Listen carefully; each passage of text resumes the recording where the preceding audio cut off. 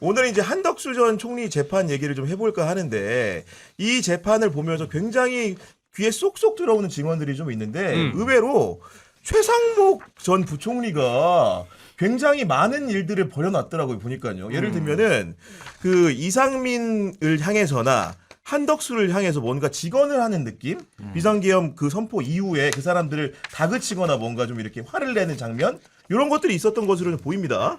그러니까 이제 뭐 최상목 당시 이제 부총리 입장에서 이제 굉장히 뭐 계엄을 좀 거세게 좀 반대했다 이제 이런 내용들이 나오곤 있는데, 근데 당시에 그 전반적인 상황은 이제 국무위원들이 좀 수긍을 하는 태도 아니었나 싶습니다. 물론 그것을 그 전부터 모의를 했는지 여부는 좀 더 이제 수사로 밝혀야 될 부분이기는 한데, 근데 지금 최상목 그 당시 부총리 입장에서는 조금 이제 강하게 좀 반대 의견을 그러니까요. 좀 이야기한 걸로는 좀 알려지고 있어서, 근데 더 중요한 건 이제 지금 재판이 중계되고 있으니까 또 법정에 나와서 또 그런 얘기들 한번 더 들어볼 필요가 있지 않는가. 일단 소개를 좀 생각됩니다. 해드리면은 조태열 외교부 장관의 그 전언인 건데 당시에 이제 그 비상계엄 관련된 선포가 있고 윤석열이 나간 뒤에 한덕수를 상대로 최상목이 뭐라고 말을 했냐면은 왜 반대를 안 하셨습니까?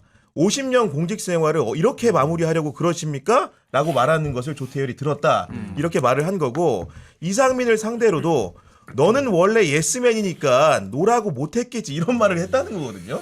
그러니까 이 얘기가 처음 나온 건 아니었어요, 사실은. 그래서 저는 최상목이 애증의 관료다. 약간, 애증의 관료다. 예, 예.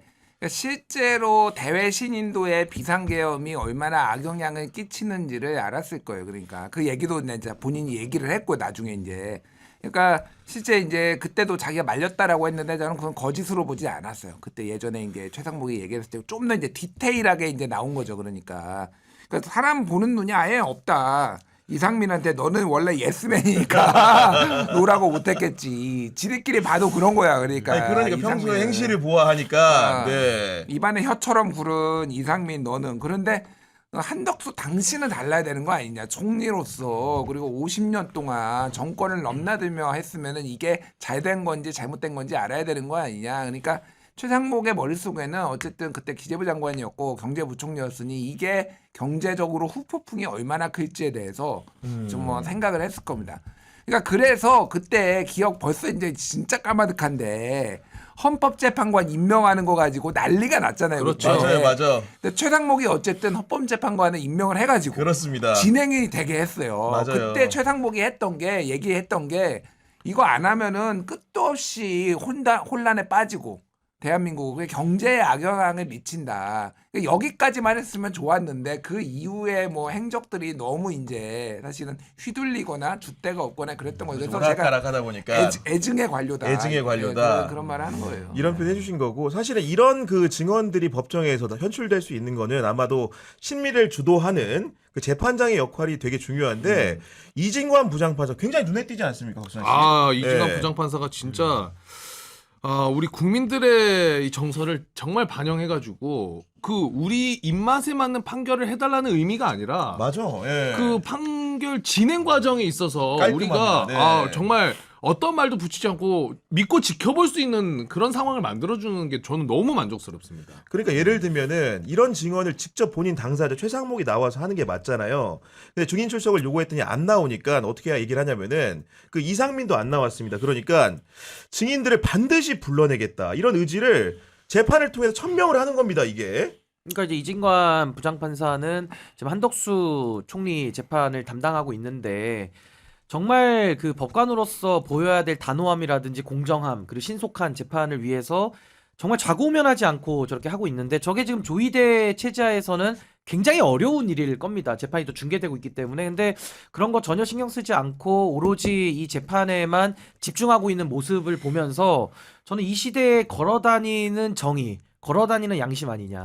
이진관 재판장이. 걸어다니는 저렇게 양심이다. 하면 사법의 독립 더 주지 말라 그래도 국민들이 더 주는 거예요. 그럼요. 근데 지금 직위원 재판장을 제가 비교를 하자면은 이진관 부장은 나라 걱정하고 있는데 직위원 재판장은 지금 식사 걱정하고 있어요. 그렇죠. 우리 경위님들 한번 쏴야 되는데 예. 자기가 한번 쏴야 되는데 쏘게 뭘 쏴요 지금. 재판이나 똑바로 해야지. 그러니까 이게 걸어다니는 정의 양심과 이 걸어다니는 정치 판사 이 정말 그 극명한 저는 지금 대조를 보여주고 있어서 더 지금 빛이 나고 있는 거 아니냐 저 그렇게 봅니다. 그러니까 이렇게 되면 결과 유무를 떠나서 그 과정에서 인정을 신뢰를 받는 받는 거예요. 거죠. 사법부가 정말 지금 휘어진 정의 부서진 정의를 이진관 재판장이 저는 아주 고군분투하면서 이 사법부의 신뢰를 회복하기 위해서 저는 매우 지금 애를 쓰고 있는 모습이 제 눈에는 지금 보입니다. 그리고 어제 이제 재판에서 불출석하면 증인들이 제재를 받아야 된다고 말을 하면서 과태료 부과도 할 수 있고 구인 영장도 발부할 수 있다고 했는데 바로 그 말을 마치기 무섭게 바로 이상민을 상대로 안 나온 이상민을 상대로 500만 원 과태료 부과하고 19일에 구인 영장 발부했습니다. 정말 남다른 것 같아요 보니까. 그러니까 이 재판정에서는 판사가 뭐 꼭 내란 재판이 아니더라도 이래야 되는 거예요. 왜냐하면 이거는 자기의 직업적 소명의식 같은 거예요.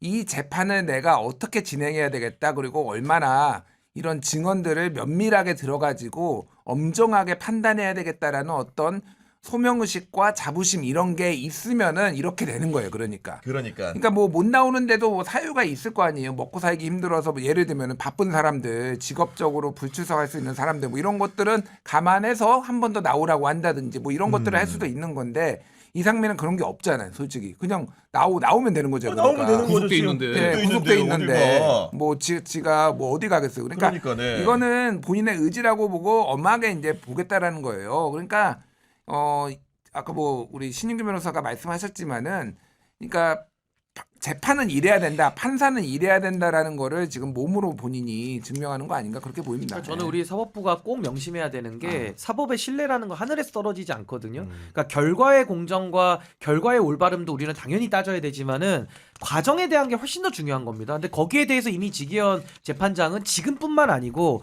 지난 3월 달부터 구속 취소 인용 결정부터 법 해석을 완전히 입맛대로 늘어진 고무줄처럼 자기 맘대로 해가지고 이 내란 수계에 윤석열에게 이익을 주는 쪽으로 늘 결정을 해왔기 때문에 그래서 신뢰를 못 받는 거거든요. 근데 이렇게 지금 문제가 지속적으로 제기되고 있음에도 불구하고 서울중앙지방법원장 뭐 하고 있습니까? 그리고 법원행정처장 뭐 하고 있죠? 조희대 대법원장 뭐 하고 있습니까? 아무 조치도 안 하잖아요. 그러니까 그 자체가 지금 사법부의 신뢰, 권위 이걸 스스로 좀 깎아먹고 있다. 저 그런 그리고 생각이 많은 듭니다. 분들이 안 나오면은 그 강제로 이제 끌어오는 방법. 쉽게 얘기해 사람만 끌어올 수 있다고 생각을 했는데 이번에 이진관 부장판사가 진행하는 걸 보니까 경제적인 제재도 가할 수가 있는 거네요. 과태료를 부과해가지고 500만 원을 내라고 한다면 그것도 역시 피의자한테 예를 들면 증인한테 짐이 되지 않겠습니까? 그래서 엄정하게 법 적용을 하는 거죠. 그동안에는 이제 판사가 이제 소송 지휘를 하고 상당한 재량을 갖고 있기 때문에 뭐 안 한다 그래서 뭐 판사를 우리가 탄핵시키거나 또 내쫓을 수도 없는 겁니다. 근데 그 과정에서 이진관 부장은 지금 법과 원칙대로 하는 것을 보여주고 있기 때문에 전 그 부분이 정말 사법부에 대해서 아마 많은 국민들께서도 야 이거 판사들 뭐 다 써온 거 아니야? 이런 식의 생각을 가질 즈음에 정말 그 무너진 사법의 신뢰를 좀 바로 세우기 위한 고군분투하는 모습이 저는 보여서 근데 저렇게 재판하는 게 맞는 거예요. 그렇죠. 그러니까 저는 이진관 재판장이 지금 참 잘하고 있다라는 생각이 듭니다.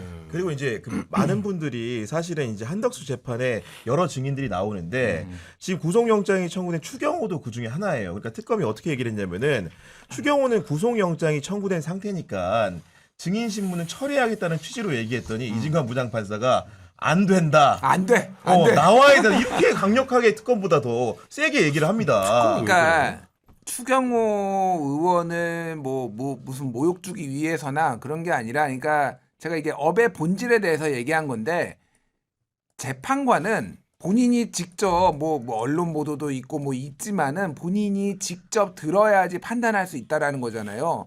그러니까 지금 뭐 구속영장이 뭐 됐든 지금 청구가 됐지만은 언제 지금 영장 실질 심사를 할지 한참 뒤에 지금 보면 그거가 일정이. 또 실제로 뭐 또 인용이 될지 기각이 될지도 모르는 상황이에요. 그렇죠. 지금 이제 그 본회의에서 이제 표결만 잡힌 거잖아요.